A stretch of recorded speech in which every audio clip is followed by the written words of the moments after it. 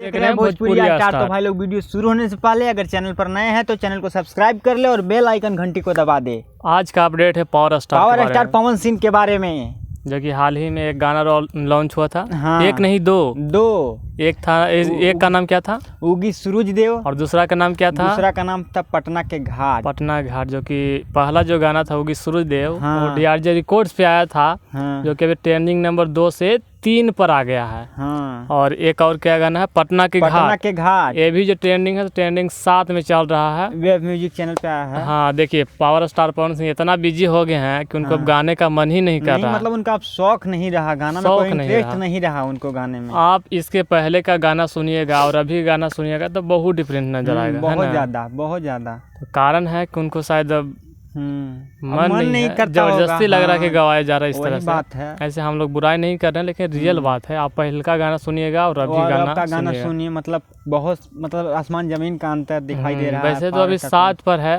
हाँ। और नहीं लगता कि 1-2 पर ये जा पाएगा। हाँ, नहीं जा पाएगा। इसका स्थिति है। फर्स्ट जो गाना था छठ का, वो तो थोड़ा सही था। हाँ, वो सही, इसलिए 2 पर चल गया था। लेकिन ये नहीं जा पाएगा क्योंकि गाना का थोड़ा सा लिरिक जो है ना पवन सिंह गड़बड़ा रहा है। अगर मन से गाएंगे ना तो नंबर 1 पर ही जाएंगे। नंबर 1 पर है। फिर भी बहुत बढ़िया था।